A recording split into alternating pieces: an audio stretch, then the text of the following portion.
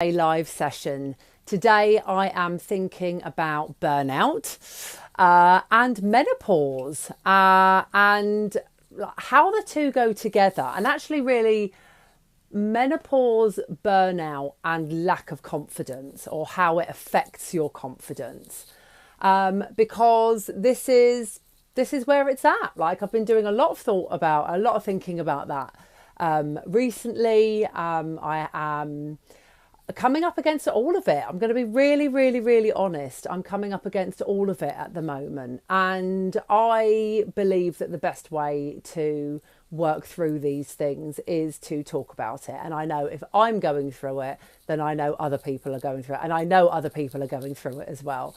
Right. So I'm just here just to open the conversation. So if you are watching live, please do chat along with me. I'd love to hear your thoughts and comments. And if you're watching on replay, then let me know that you're watching on replay as well. And please do leave your, chat along and leave your comments, and let me know your thoughts.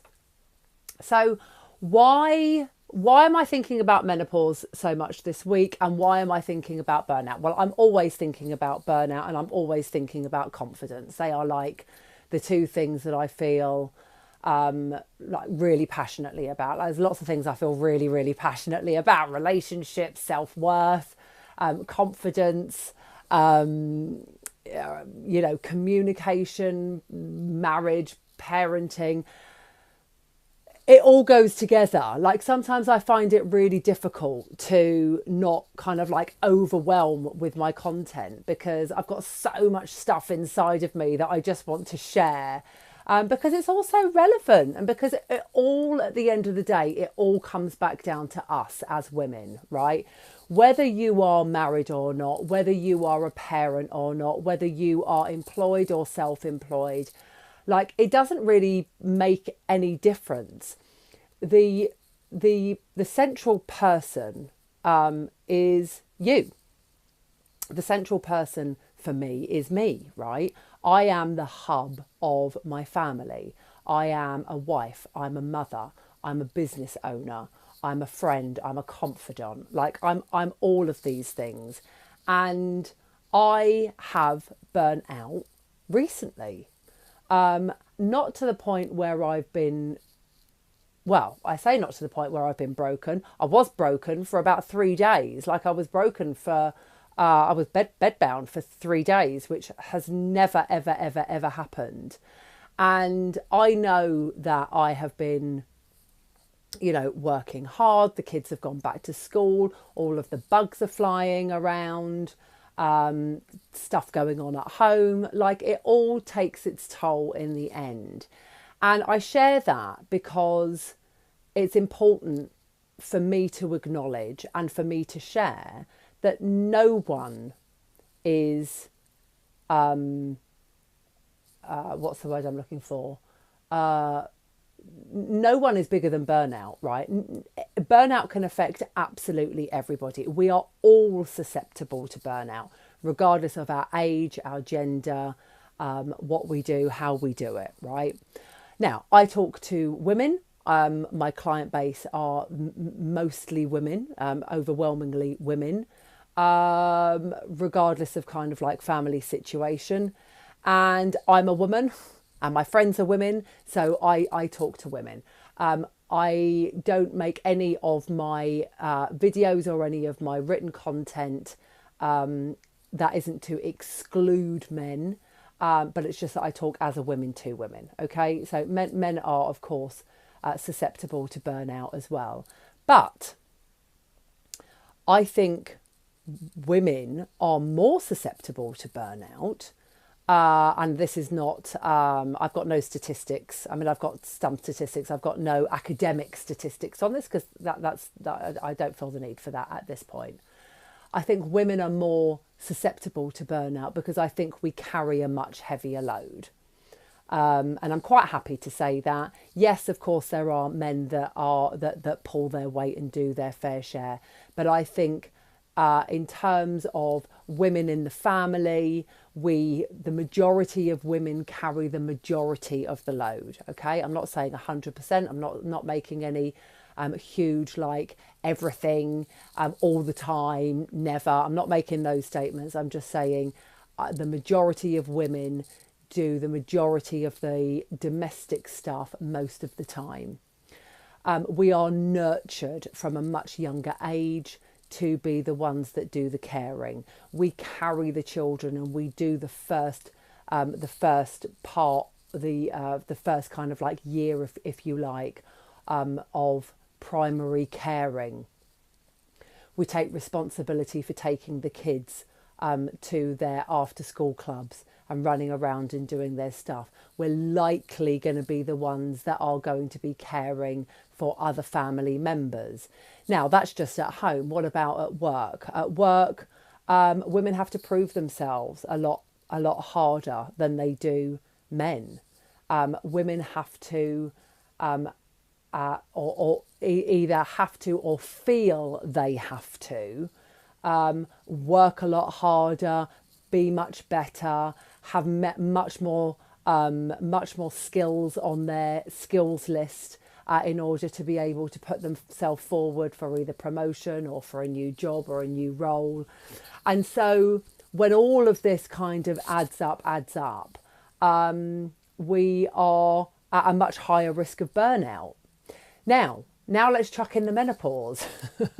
Let's chuck in the menopause, because the menopause happens to most of us. So I know it doesn't happen to all of us, but it happens to most of us. It happened to me, started quite young, I think, for me, although I've been doing some research on it, not like outrageously young, but I definitely started getting signs of menopause around about 40. Loads of changes going on in my body. I'm now 44 now, been on HRT for a year. It's made a huge difference. But I still feel like women are still battling.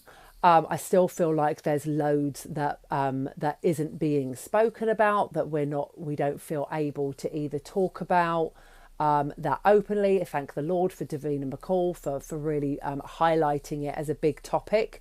And bringing it much more into the public domain. But there's some really, really simple things that we can talk about just to kind of like acknowledge the situation and just I believe that when we acknowledge a situation, that is the biggest part. It doesn't matter what we're talking about. It doesn't matter what the difficulty or the issue is. Actually talking about it is the number one, the biggest thing that you can do to make a difference. So when we are able to recognise menopause, when we are able to recognise burnout, that in itself is a huge step forward, okay?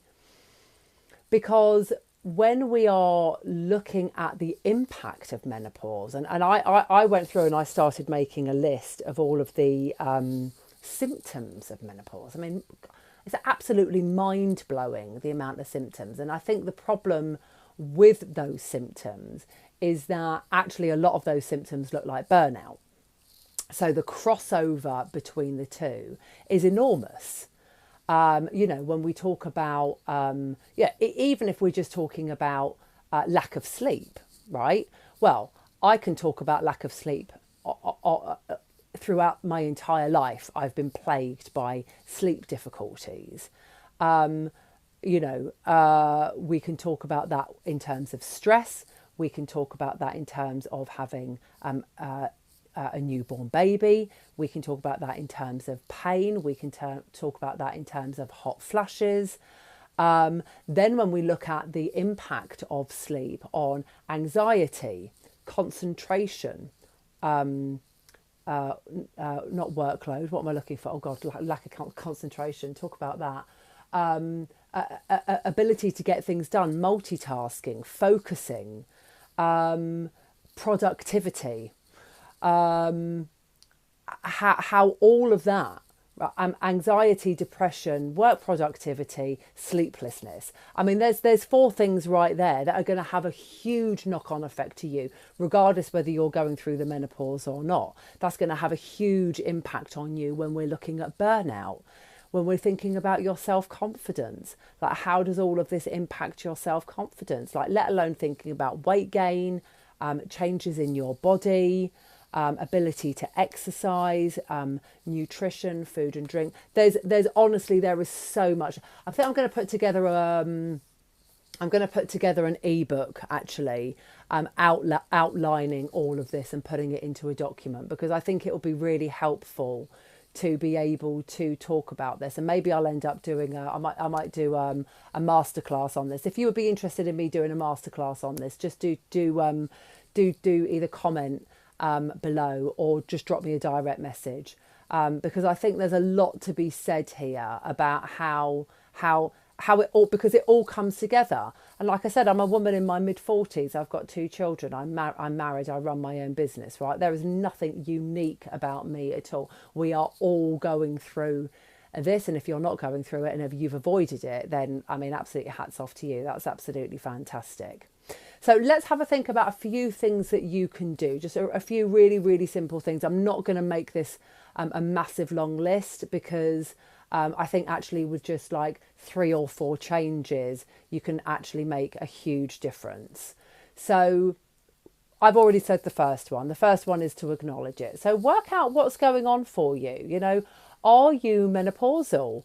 Are you burnt out? Are the two just going hand in hand together? Maybe you don't even know. Maybe it's both. Like maybe it's not a question of one or the other. Maybe it's both. I mean, my ability to my energy levels, even though I actually do sleep fairly well, to be honest with you, my energy levels in the morning are very, very low. I can't deny that. Like my energy levels are low, and I find it a lot harder to exercise. I find it a lot harder to do the things that I used to do really, really easily. So that's a real thing. So, the fact that I acknowledge that means that I can start to put things into place for it.